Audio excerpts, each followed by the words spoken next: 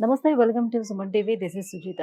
మోకాళ్ళ నొప్పులు, అలాగే భుజం నొప్పులు, వెన్నునొప్పి ఇటువంటి సమస్యలకి అసలు శస్త్రచికిత్స అనే మాటే లేకుండా కేవలం పీఆర్పీ థెరపీ తోటి ఎంతో మందికి నయం చేస్తూ వస్తుంది ఈ పియాన్ పెయిన్ మేనేజ్మెంట్. అందుకే మనం చూసుకుంటే కేవలం తెలుగు రాష్ట్రాలు మాత్రమే కాకుండా దేశ విదేశాల నుంచి కూడా వచ్చి ఈ పియాన్ పెయిన్ మేనేజ్మెంట్‌లోని ట్రీట్మెంట్ తీసుకున్న ఎంతో మంది పేషెంట్స్‌ని మనం చూస్తూ వస్తున్నాం. మీకు కూడా ఇంట్రొడ్యూస్ చేస్తూ వస్తున్నాం. అందులో భాగంగానే ఇవాళ ఒక పేషెంట్ ఉన్నారు. సో, వాళ్ళకి ట్రీట్మెంట్ ఏ రకంగా జరిగింది, ఎంత రిలీఫ్‌గా ఉంది, ఈ విషయాలన్నీ కూడా ఆవిడ మాటల్లో అడిగి తెలుసుకుందాం. నమస్తే అమ్మా. నమస్తే. మీ పేరు? సరస్వతి అండి. సరస్వతి గారు ఎక్కడి నుంచి వచ్చారు? విశాఖపట్నం. విశాఖపట్నం నుంచి హైదరాబాద్‌కి వచ్చారు. సో, ఏంటి సమస్య? అదే మోకాలు పెయిన్ అమ్మా. మోకాళ్ళ నొప్పులు. మోకాలు నొప్పులు వచ్చాయి. హ్మ్. ఆ మోకాలు నొప్పులు మా పెద్ద అబ్బాయి ఇక్కడ గూగుల్లో చేస్తున్నాడు. హ్మ్. వాళ్ళ నా దగ్గరికి వస్తే మా అబ్బాయి ఏమో ఇక్కడ పెయిన్ లేకుండా రిలీఫ్ గా ఉంటదని ఈ ట్రీట్మెంట్ బాగుంది అని ఇక్కడే తీసుకొచ్చారు. వైజాగ్‌లో కూడా చాలా హాస్పిటల్స్ ఉన్నాయి కదా! ఇంతవరకు అయితే నాకు తెలీదు. హ్మ్. మరి మా అబ్బాయి ఉన్నాడని ఇక్కడికి వచ్చేసాం. హ్మ్. అంటే అక్కడ చూపించుకున్నారా ఆల్రెడీ అసలు మోకాళ్ళ నొప్పులకి? అసలు ఏ చూపించుకోలేదు. హాస్పిటల్‌కి వెళ్ళలేదా? ఎక్కడికి వెళ్ళలేదు. హ్మ్. హ్మ్. డైరెక్ట్ గా ఇక్కడికే వచ్చాం. హుహు. వచ్చి ఆపరేషన్ లేకుండా అంటున్నారు కదా, హ్మ్. అది కొంచెం మాకు బాగా అనిపించింది. ఓకే. సరే చూద్దాం ఎలా ఉంటదని అనేసి రెండు లెగ్స్ కి ఒకేసారి చేయించేసుకున్నాను నేను ఇక్కడ. ఆహా! 2 లెగ్స్ ప్రాబ్లమ్ ఉంది. 2 ప్రాబ్లం. మోకాళ్ళు కూడా. హ్మ్. హ్మ్. రెండుకి ట్రీట్మెంట్ ఇక్కడ తీసేసుకున్నాను ఎప్పటి నుంచి స్టార్ట్ చేశారు మీకు ట్రీట్మెంట్? ఓకే. అక్టోబర్లో. ఓకే. వచ్చిన వెంటనే ఫస్ట్ సిట్టింగ్ రాగానే ఆవిడ మీరు తీసుకుంటానంటే మాకేం అభ్యంతరం లేదన్నారు. హ్మ్. అయితే మేము తీసేసుకుంటామండి అన్నాం. హ్మ్. హ్మ్. అంటే అప్పుడు 15 డేస్కి ఒక సిట్టింగ్ అనమాట. ఓకే. ట్రీట్మెంట్‌కి వెళ్ళే ముందు ప్రొసీజర్ అనేది ఎట్లా నడిచింది? సో, ఏమేం చెక్ చేశారు? సో, మీకు ఎంతవరకు అవసరం అవుతుంది అని అది చెప్పారు? అదే ఎట్లా? నీకి లోపట క్లీన్ చేయాలన్నారు. ముందు ఇంజెక్షన్ చేసేటప్పుడు లోన క్లీన్ చేయాలమ్మా అన్నారు. హ్మ్. అది ఫస్ట్ చేశారు ట్రీట్మెంట్. హ్మ్. చేసిన తర్వాత నెక్స్ట్ 1 అవర్‌లోనే హ్మ్. మొత్తం ట్రీట్మెంట్ అంతా అయిపోయింది. హ్మ్. నేను 2 అవర్స్‌లో ఇంటికెళ్ళిపోయాను నేను. ఏమనిపించింది మీకు ట్రీట్మెంట్ నాకు తీసుకునేటప్పుడు? అసలు ఆ ఏం పెయిన్ అనిపించలేదండి. చేసినట్టు ఒక కూడా చిన్న ఇంజెక్షన్ ఇచ్చినట్టు అనిపించింది. Pain okay. అంతే. హ్మ్. హ్మ్. ఇంకా అంతకంటే ఏం లేదు. బాగుంది. ట్రీట్మెంట్ తీసుకున్న తర్వాత హ్మ్.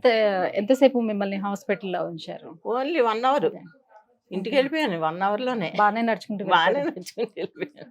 ఏ ప్రాబ్లమ్ లేదు. అయితే మీరిప్పటికి 3 సిట్టింగ్స్ కదా తీసుకున్నారు. హ్మ్. సిట్టింగ్ మధ్యన ఎంత గ్యాప్ ఇచ్చారు? 15 డేస్ 15 డేస్‌కి ఒకటి చొప్పున ఒకటి తీసుకున్నారు. తీసుకున్నాను. ఓకే. అది 2 లెగ్స్ కూడా ఒకేసారి ఇచ్చేసారు ఇంజెక్షన్స్. హ్మ్. మళ్ళీ 15 డేస్ తర్వాత మళ్ళీ వచ్చాను. మళ్ళీ ఇంకొక ఇంజెక్షన్ ఇచ్చారు. అలాగా హ్మ్. 3 సిట్టింగులు చేశారు. ఓకే. అయితే మరి ఈ సిట్టింగ్స్ తీసుకున్న తర్వాత హ్మ్. ట్రీట్మెంట్ కంప్లీట్ అయిన తర్వాత మీకు ఎలా అనిపించింది? ఆ తర్వాత కొంత గ్యాప్ అయితే వచ్చింది కదా! అక్టోబర్‌లో మీరెప్పుడో తీసుకున్నారు కదా! సో, అవునండి. ఇప్పుడు మధ్యలో ఒక 3, 4 నెలలు గ్యాప్ నాకు వచ్చింది కాబట్టి నడిచేటప్పుడు కానీ అసలు ప్రాబ్లమ్ రాలేదండి. హ్మ్. బావుంది. అనిపించింది. హ్మ్. ఇక్కడికి లాస్ట్ ఫైనల్ ఇది తీసుకోవాలని వచ్చాననమాట. ఇంక ఫైనల్ ఉంది. ఆ! ఓకే. హ్మ్. అది 2 మంత్స్ తర్వాత రమ్మన్నారు. హ్మ్. బై మిస్టేక్ నాకు అవ్వలేదు. హ్మ్. ఇంకా ఇప్పుడొచ్చాననమాట. ఓకే. సో, ఏం జాగ్రత్తలు తీసుకోమని చెప్పారు మీకు ట్రీట్మెంట్ అయిన తర్వాత? ఎలా జాగ్రత్తలంటే ఉండాలి ఎక్కువ అనేది? దూరం నడవడం అయితే కొంచెంసేపు కూర్చొని నడవమన్నారు. హ్మ్. తరువాతేమో మేడ మెట్లు ఎక్కేటప్పుడు, దిగేటప్పుడు కొంచెం నీ క్యాప్ ఏసుకొని ఎక్కడం, దిగడం చెయ్యండి. ఎక్కువగా ఎక్కి దిగితే. హ్మ్. ఒకసారయితే పర్వాలేదన్నారు. హ్మ్. నెక్స్ట్ టైమ్ ఎక్సర్‌సైజ్‌కి మాత్రం కంపల్సరీగా చేయమన్నారు. హ్మ్. హ్మ్. ఎక్సర్‌సైజ్ ఎలాంటి ఎక్సర్‌సైజ్ చేయాలో కూడా చెప్పారు. చూపించారు. వాళ్ళే చెప్పారు. హ్మ్. ఆ హ్మ్. ఎక్సర్‌సైజ్ నేను కంటిన్యూస్ చేస్తున్నాను కూడా. హుహు. బానే ఉంది. అయితే ఈ ట్రీట్మెంట్ తీసుకుంటునేటప్పుడే దాంతో పాటుగా మీకు ఫిజియోథెరపీ లాంటివి ఏవైనా సజెస్ట్ చేసారా? లేదండి. ఏం లేదా? ఇంకేమి లేదు. ఓన్లీ ఎక్సర్‌సైజ్ ఒక్కటే చెప్పారు. అది ఒక్కటి చేసుకోమన్నారు చాలన్నారు. హుహు. సో, ఎన్ని సంవత్సరాల వరకు మళ్ళీ మీరింకా ఫిట్‌గా ఉంటారని ఏమైనా అష్యూరెన్స్ ఇచ్చారా? అలా అని కాదు. హ్మ్. లైఫ్ లాంగ్ ఇంకా మనం ఎన్నాళ్ళు జీవిస్తాం మీరెంత ఎవరికి బాగా తెలుసు. మీరెంత బాగా ఎక్సర్‌సైజ్‌లు చేసి ఎంత బాగా మీ అది. జీవనశైలి బావుంటే అంత అంత బావుంటుంది. బావుంటది అదండి. అదే. మన జాగ్రత్తలు కూడా కొంచెం తీసుకుంటే హ్మ్. ఇంక పర్వాలేదన్నారు.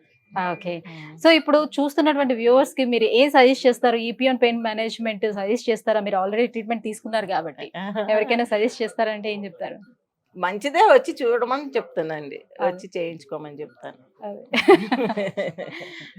థ్యాంక్ యూ సో మచ్ అండి. Thank you. సో వ్యూవర్స్ చూస్తున్నారు కదా, సో సర్జరీ అనేది అందరూ చేసుకోవటానికి అవ్వదు. ఎందుకంటే మేడం చెప్పినట్టుగా మేడంకి షుగర్ కూడా ఉందన్నమాట. సో సర్జరీ చేయాలంటే షుగర్, బీపీ అన్ని కంట్రోల్లో కూడా ఉండాలి. అండ్ మోర్ ఓవర్ ఏంటంటే సర్జరీ చేసుకున్న తర్వాత ఎప్పుడు రికవర్ అవుతాం అనేది కూడా తెలియదు. కాబట్టి చాలామంది సర్జరీని అవాయిడ్ చేస్తూ వస్తుంటారు. అలాంటి వారికి this is the best treatment అని కూడా చెప్పుకోవచ్చు. సో ఈపీఎన్ పెయిన్ మేనేజ్మెంట్లో ట్రీట్మెంట్ ఎంత చక్కగా జరుగుతుంది అనేది మేడం మాటల్లోనే మనం అడిగి తెలుసుకున్నాం కదా. సో మీలో ఎవరికైనా ఇటువంటి సమస్యలు ఉంటే డెఫినెట్గా ఈపీఎన్ పెయిన్ మేనేజ్మెంట్ని ఒకసారి అప్రోచ్ అవ్వండి. కింద స్క్రోల్ అవుతున్నటువంటి నెంబర్కి కాల్ చేయండి. Thank you.